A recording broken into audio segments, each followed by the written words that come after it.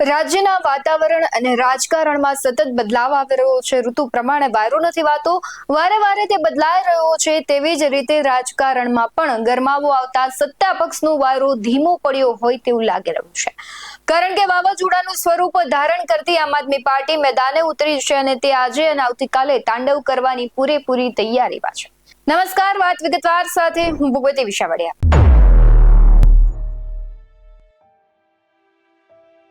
વિસાવદરની ચૂંટણી બાદ આમ આદમી પાર્ટીના અસ્તિત્વનું નવું સૂરજ ખીલ્યું છે અને આ સૂરજના કિરણો એટલા તેજ છે કે સત્તામાં બેસેલાને આક્રમકતા સાથે દજવી રહ્યા છે. આમ આદમી પાર્ટીની વિસાવદરમાં જીત થતાની સાથે જ બીજી તરફ આમ આદમી પાર્ટીના ડેડિયાપાડાના ધારાસભ્યને જેલમાં જવાનો વારો આવ્યો. એક બાજુ ગોપાલ ઇટાલિયા ધારાસભ્ય તરીકે શપથ લઈ રહ્યા હતા, તો બીજી બાજુ ચૈતર વસાવા સંઘર્ષ કરી રહ્યા હતા. તે જેલમાંથી બહાર આવવા માટે હજુ પણ સંઘર્ષ કરી રહ્યા છે. પણ હવે આમ આદમી પાર્ટી મહાપંચાયતનું આયોજન કરી સાબર ડેરી મુદ્દે અને ચૈતર વસાવાની ધરપકડ મામલે આક્રમક દેખાઈ રહી છે. આજે મોડાસામાં આમ આદમી પાર્ટી દ્વારા ખેડૂત પશુપાલક મહાપંચાયતનું ભવ્ય આયોજન કરવામાં આવ્યું અને આ મહાપંચાયતમાં દિલ્હીના ભૂતપૂર્વ મુખ્યમંત્રી અરવિંદ કેજરીવાલ અને પંજાબના મુખ્યમંત્રી ભગવંત માન કાર્યક્રમમાં આવ્યા હતા, જેમાં ખૂબ મોટી સંખ્યામાં લોકો જોડાયા હતા. સમગ્ર કાર્યક્રમમાં દિગ્ગજ નેતાઓએ ભાજપ પર આકરા પ્રહાર કર્યા હતા. તે અંશો પર પણ નજર કરીએ. જય ગોપાલ. બધા મજામાં? ધીમી ધીમી હા છે ભાઈ. બધા મજામાં? સૌથી પહેલા તો આજે આ ખેડૂત પશુપાલક મહાપંચાયતની અંદર પધારેલા સાબરકાંઠા, અરવલ્લી, બનાસકાંઠા જિલ્લાના અલગ અલગ ગામડામાંથી દૂર દૂરથી પધારેલા આપ સૌ ખેડૂતો, પશુપાલકો, આગેવાનશ્રીઓ, વિવિધ દૂધ ઉત્પાદક મંડળીના આગેવાનશ્રીઓ, આમ આદમી પાર્ટીના કાર્યકર્તાઓ, મીડિયા મિત્રો, બધાયનું હું બે હાથ જોડીને ખૂબ ખૂબ સ્વાગત કરું છું, સૌને પ્રણામ કરું છું. મંચ ઉપર ઉપસ્થિત અમારા આમ આદમી પાર્ટીના માનની પ્રભારી ગોપાલ રાય સાહેબ અને આમ આદમી પાર્ટીને નેતૃત્વ આપી રહ્યા છે એવા અમારા સૌના આગેવાન ગુજરાતના ખેડૂત નેતા માનની ઈશુદાનભાઈ ગઢવી, હેમંતભાઈ ખવા અમારા ધારાસભ્ય અને મંચ ઉપર ઉપસ્થિત તમામ અમારા નેતાગણ. દોસ્તો, આજે આપણે અહીંયા ખેડૂત મહાપંચાયતમાં એકઠા થયા છીએ એ એક રીતે દુર્ભાગ્યની બાબત છે કે આઝાદીના 75 વર્ષ પછી પણ આપણે રોજ જાગીને આપણા હક માટે, આપણા અધિકાર માટે ક્યાંક ધરણા કરવા પડે, ક્યાંક રેલી કરવી પડે, ક્યાંક જનસભા કરવી પડે. આપણી માંગણી તો માન્ય રાખે નહીં, ઉપરથી આપણને માર મારે, એના ઉપરથી આપણા ઉપર FIR થઈ જાય, આપણી પરિસ્થિતિ બદલાય નહીં અને વળી પાછા નવા નવા વિષયો ઉપર આંદોલન કરવા પડે છે. એમ કહેવાયું છે કે આપણો દેશ ખેતી પ્રધાન દેશ છે, ગામડાઓનો બનેલો દેશ છે.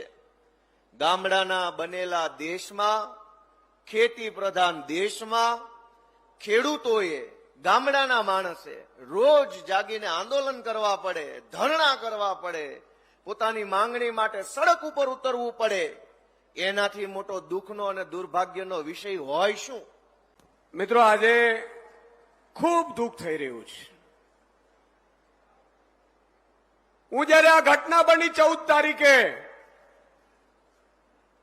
મને સાંજે ફોન આવ્યો કે સુદાનભાઈ, 38 વર્ષ પહેલા ગુજરાતમાં બનેલી ઘટના ફરીથી પરિવર્તિત થઈ છે. મેં કીધું શું થયું? મને કે આપણા ખેડૂતો અને માલધારીઓ ઉપર લાઠીચાર્જ કરવામાં આવી છે, એને આંસુ ગેસના, ટીયર ગેસના આંસુ છોડવામાં આવ્યા છે અને એક ખેડૂતનું એમાં મોત થયું છે. મિત્રો, આજથી 37 વર્ષ પહેલાની હું તમને વાત યાદ કરાવીશ.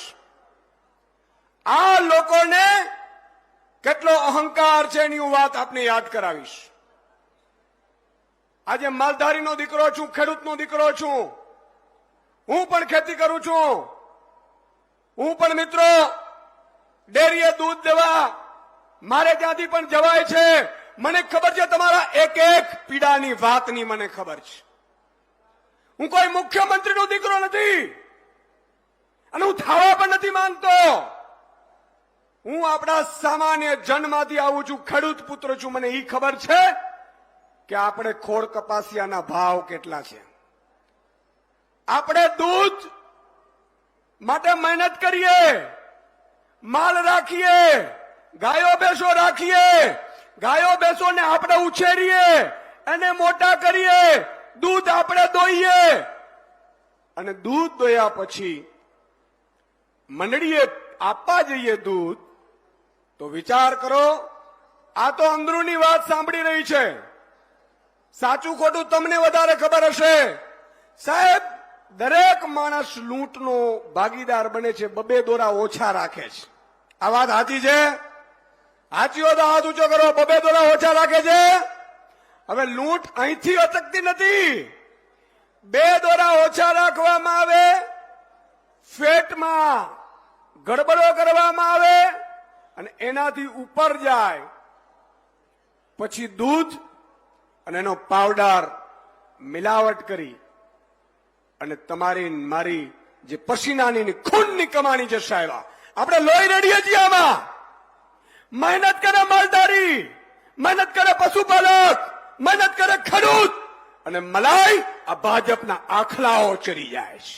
आज साबरकांठा की भूमि न्याय मांग रही है, अपना हक मांग रही है, सम्मान मांग रही है. अभी कुछ दिन पहले साबर डेयरी में एक बहुत दर्दनाक और दुखद वारदात हुई, जब पशुपालक खेडूत भाई बड़ी संख्या में अपना हक मांगने के लिए सरकार के पास प्रदर्शन करने के लिए पहुंचे, तो इस भ्रष्टाचारी सरकार ने, निर्दयी सरकार ने, क्रूर सरकार ने उनके ऊपर लाठीचार्ज कर दिया. गरीब खेडूत भाइयों के ऊपर लाठीचार्ज कर दिया, आंसू गैस के गोले छोड़े, जिसमें हमारा एक गरीब पशुपालक खेडूत भाई अशोक चौधरी, वो हमें छोड़ के चला गया. दोस्तों, ये इतनी गंदी सरकार है. मेरे को पता चला दिल्ली के अंदर कि एक खेडूत भाई की मौत हो गई प्रदर्शन करते हुए.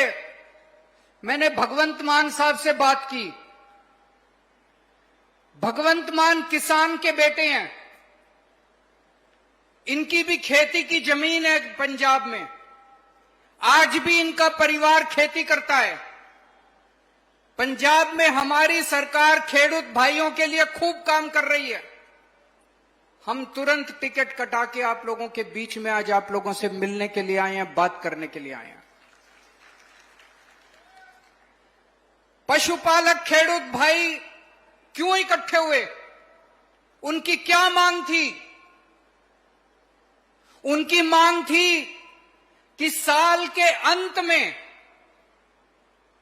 जो बोनस या नफा दिया जाता है, नफा बोलते हैं उसको, नफा दिया जाता है, बोनस दिया जाता है, वो उनको जायज हक दिया जाए. हर साल जून के महीने में गरीब खेडूत भाइयों को उनका नफा, उनका बोनस, उनका कमीशन दिया जाता है. बोलो भारत माता की जय जवान, जय जवान. અત્રે મંચસ પર બિરાજમાન આપણા પ્રદેશ પ્રમુખ, ખેડૂતોના દીકરા, માલધારી સમાજમાંથી આવતા એવા ભાઈ શ્રી સુદાનભાઈ ગઢવી, સાથે જ યુવાઓ માટે આદર્શ અને હર હંમેશા તમામ સમાજના તમામ વર્ગના લોકો માટે જે લડ્યા છે ને વિસાવદરની જનતાએ જેને વિધાનસભામાં મોકલવાનું કામ કર્યું છે એવા ભાઈ શ્રી ગોપાલભાઈ ઇટાલિયા, સાથે જ પ્રદેશ મહામંત્રી સાગરભાઈ રબારી અને માલધારી સમાજમાંથી આવતા એવા વ્યક્તિ કે જેને ગાયો ભેંસોને નિરણ પણ કરી છે, પાણી પણ પાયું છે, ભેંસું દોય અને ડાયરેક્ટ કોઈને સમજાય કે ન સમજાય બીજા લોકોને, પણ મારા પશુપાલકોને સમજાય છે. સીધી શેડનું જેને દૂધ પીધું છે એવા હેમંતભાઈ ખવા સાથે જ અમારા મંચસ પર બિરાજમાન તમામ મહાનુભાવો જેઓ આપ સમક્ષ મારી આગળના વક્તાઓ જેઓના પરિચય ખૂબ સારી રીતે આપ્યા છે. વધારે સમય નથી તો વધારે કાંઈ અમે વિશેષ ચર્ચા નથી કરતો, પરંતુ તમામ મિત્રોને એક વિનંતી કરીશ કે બહારની જગ્યામાં ખૂબ મોટી સંખ્યામાં જે પશુપાલકો, સમર્થકો અને આજની ખેડૂત પશુપાલક મહાપંચાયતમાં ભાગ લેવા માટે જે મિત્રો પધાર્યા છે, આ પશુપાલકોની લડાઈમાં આવેલા તમામ મિત્રોનું હું રાજુ કરપડા નતમસ્તક વંદન સાથે હૃદયથી સ્વાગત કરું છું. સાથે જ બહાર જે મિત્રો મોટી સંખ્યામાં ઉભા છે એને વિનંતી કરું છું, પોતપોતાનું સ્થાન થોડી અગવડ પડશે પણ સાઈડમાં પોતપોતાની જગ્યા ગ્રહણ કરી લે. ટૂંક સમયની અંદર આપણી લડાઈમાં સહભાગી થવા માટે, પશુપાલકોની લડાઈમાં સહભાગી થવા માટે આપણા આમ આદમી પાર્ટીના રાષ્ટ્રીય સંયોજક માન્ય અરવિંદ કેજરીવાલજી, સરદાર ભગવંત માન સાહેબ ટૂંક સમયમાં ઉપસ્થિત થઈ રહ્યા છે. ત્યારે આપ સૌને વિનંતી કરીશ, થોડી અગવડતા પડશે પણ અહીંયા કાર્યક્રમ આપણો પોતાનો છે, અગવડતા થોડીક પડશે પણ જે લોકોએ દંડા માર્યા છે એને હિસાબ કરવાનો છે. અગવડતા થોડીક પડશે પણ પશુપાલકોના દૂધના એક એક ટીપાનો હિસાબ લેવા માટે ભેગા થયા છીએ. અગવડતા ભોગવવાની તૈયારી રાખજો. તમારા માટે લોહી રેડી દેવાની તૈયારી મંચસ પર બિરાજમાન એક એક વ્યક્તિની છે. કેજરીવાલે સરકાર પર આક્ષેપ કરતા કહ્યું કે આ અમીરોની સરકાર છે, અદાણીની સરકાર છે, અદાણીને બધા કોન્ટ્રાક્ટ આપે છે. આમ આદમી પાર્ટી ગરીબોની, ખેડૂતોની, શ્રમિકોની સરકાર છે. અમે તમારા સાથે છીએ અને તમારો હક અપાવવા માટે અમે આવ્યા છીએ. ત્યારે તેમણે સાબર ડેરી મુદ્દે પણ કહ્યું કે જો ખેડૂતો એમના હકની માંગ કરી રહ્યા હતા તો તેમની સાથે બેસીને વાત કરવી જોઈએ, નહીં કે લાઠી ચલાવી અને તેમનો અહંકાર બતાવવો જોઈએ. તેના તરફથી અશોક ચૌધરીને 1 કરોડ વળતર આપવામાં આવે તેવું પણ કહ્યું છે. અને સાબરકાંઠા અરવલ્લીના જે પશુપાલકો છે તે પોતાના હકની રજૂઆત કરવા ગયા ત્યારે ગરીબ પશુપાલકો પર લાઠી ચલાવીને ટીયર ગેસ છોડ્યા. ભગવંત માને પણ ભાજપ પર આકરા પ્રહારો કર્યા હતા. ભગવંત માને કહ્યું કે 30 વર્ષથી ભાજપ સરકાર છે, બધી જગ્યાએ લૂંટ ચલાવી રહી છે. અમે આપની સાથે છીએ અને અમારા જે કાગળ છે તે પૂરા થશે, અમારા કાર્યકરો પૂરા નહીં થાય. તથા જે ગોપાલ ઇટાલિયા છે તેમણે પણ કહ્યું, ઈસુદાન ગઢવી પણ અને રાજુ કરપડા સહિતના નેતાઓ છે તેમણે સભા ગજવી હતી. ત્યારે સૌથી મહત્વનો દિવસ આવતીકાલનો રહેશે, કારણ કે આમ આદમી પાર્ટી જે ચૈતર વસાવાની લડાઈમાં સહભાગી થવાની છે. આવતીકાલનો દિવસ માત્ર આમ આદમી પાર્ટી માટે નહીં પણ રાજ્યના રાજકારણ માટે પણ એટલું જ મહત્વનું રહેશે. રેલી, આંદોલન અને સતત વિવાદો વચ્ચે આમ આદમી પાર્ટી અને આદિવાસીઓના મસીહા ચૈતર વસાવાને આમ આદમી પાર્ટીનું અવલણ કેવું સકારાત્મક સાબિત થશે તે ખૂબ મહત્વનું રહેશે. આમ આદમી પાર્ટીનું વધતું વર્ચસ્વ ભાજપ અને કોંગ્રેસ માટે ક્યાંક નુકસાનકારક હોય તેવું દેખાઈ રહ્યું છે, પણ એ બંનેને કઈ રીતે અસર કરે છે હવે તેની વાત કરવી છે. કારણ કે 2027ની ચૂંટણીને આમ આદમી પાર્ટી ટાર્ગેટ કરીને અત્યારથી જ કામે વળગી ગઈ છે. ખેડૂતોના મુદ્દાને લઈને આમ આદમી પાર્ટી લડી રહી છે. અત્યાર સુધી ભાજપ સરકાર છે તેના કાર્યક્રમમાં જે ભાવ વધારો થયો, ભ્રષ્ટાચાર અને ભય વધ્યો છે તેને મુખ્ય મુદ્દાઓ આમ આદમી પાર્ટી બનાવી રહી છે તેવું એક તારણ છે. જ્યારે કોંગ્રેસે બદલાવ લાવ્યો પણ સૌથી જૂની પાર્ટી કોંગ્રેસનું પલ્લું આમ આદમી પાર્ટીની સરખામણીએ ઢીલું પડતું હોય તેવું લાગી રહ્યું છે. પણ હવે આગામી 2027ની ચૂંટણીમાં ત્રણેય પાર્ટીઓએ અસ્તિત્વ બચાવવા મહેનત તો કરવી જ પડશે. તમને શું લાગી રહ્યું છે કમેન્ટ બોક્સમાં જરૂરથી જણાવજો. આવા જ બધું અહેવાલો સાથે ફરી મળતા રહીશું. તમે અમારી YouTube ચેનલને સબસ્ક્રાઇબ કરવાનું, અમને Facebook અને Instagram પર ફોલો કરવાનું ભૂલશો નહીં. બાકી અમને અપડેટ્સ મેળવવા માટે આપ જોતા રહો BS9 TV ન્યૂઝ. નમસ્કાર.